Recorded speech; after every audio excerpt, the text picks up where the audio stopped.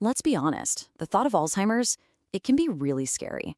But what if we could flip that script? What if we could turn that anxiety into action, into a feeling of real empowerment?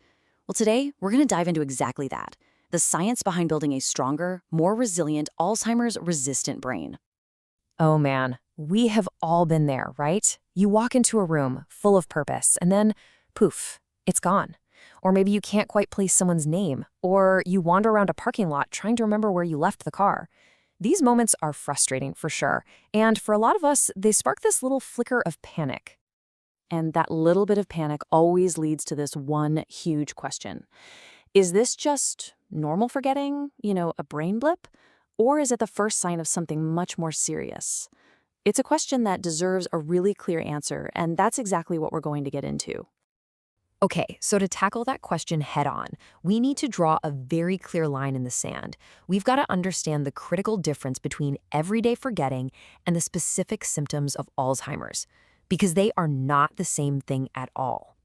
So what's really fascinating here is the kind of forgetting we're talking about. Look at the left side. That's normal stuff. Our brains just aren't wired to remember every single detail. But Alzheimer's is different. See, it tends to start in the hippocampus, which is the part of your brain that makes new memories. So the symptoms aren't about forgetting where you put your keys yesterday.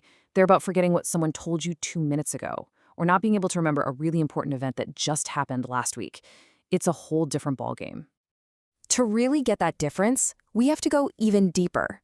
We need to look at what's happening at a biological level, way before any of those serious symptoms even show up. Because this is where the story of Alzheimer's really begins. It all kicks off with this one protein called amyloid beta. The key thing to know about it is that it's sticky.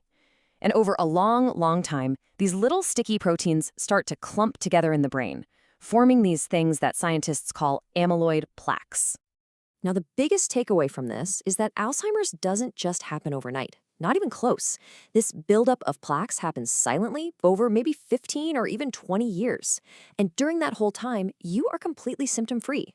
It's only when the amount of plaque hits its critical tipping point that it triggers the whole cascade of cell death and inflammation that we actually recognize as Alzheimer's disease. Okay, I know that sounds a little grim, but this is where the story completely changes. This is the hopeful part, because for the vast majority of us, this disease is not inevitable. You have way more control over this whole process than you probably think.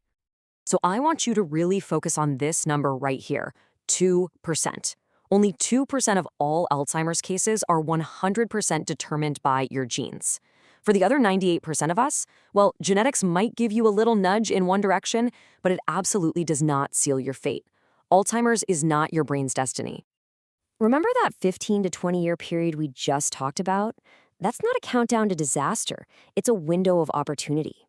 It's a period where the way we live, our daily habits, can actually influence those amyloid plaque levels. We can potentially delay or even prevent that tipping point from ever being reached. All right, so how do we actually use that window of opportunity? Well, it comes down to a practical toolkit. Let's walk through 5 science-backed habits that can help you protect your brain and seriously reduce your risk. First up, and this is a big one, is sleep. It turns out that when you're in deep sleep, your brain has these incredible little janitor cells called glial cells. They literally get to work washing away all the metabolic junk that builds up during the day. And guess what one of the main things they clear out is? That sticky amyloid beta. So if you're not getting enough quality sleep night after night for decades, you're basically leaving some of that plaque-building gunk behind. And you guessed it, next up is diet. Major studies have shown that diets that are full of foods like these, the leafy greens, berries, fish, olive oil, can cut your risk of Alzheimer's by 1/3 or even by half. It's really about focusing on those whole, colorful foods that are known to support your brain.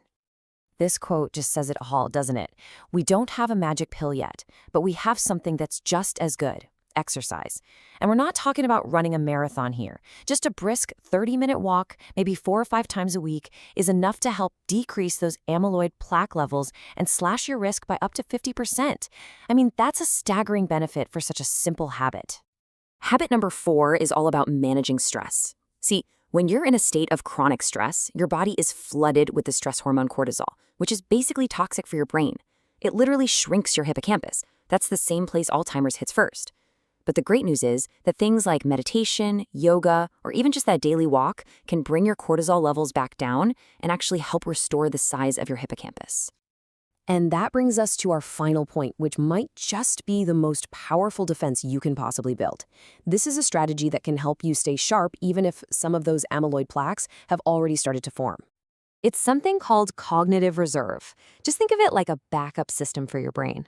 Every single time you learn something new, it doesn't matter if it's a new language, how to play the guitar, or a new card game, you are physically building new connections, new pathways in your brain. So how does that help with Alzheimer's? Well, imagine those amyloid plaques are like huge traffic jams or roadblocks on a highway in your brain. If you've only got one road to get to a specific memory and it's blocked, you're stuck. But if you've spent your life building this rich network of roads, a high cognitive reserve, your brain just goes around it. It finds a detour. It can dance right around those roadblocks and still get to the memory it's looking for. Let's circle back to this number one last time, because it is the most important thing to remember. For 98% of us, our future is not written in our genes. Through simple things like sleep, diet, exercise, managing our stress, and always learning new things, we can actively build a brain that is far more resilient to this disease. So look, the point of all this isn't to leave you with fear. It's to leave you with a challenge and hopefully a sense of excitement. Building that reserve of knowledge doesn't just make you a more interesting person. It literally builds you a better, stronger brain. So the only question left is, what new thing will you learn today?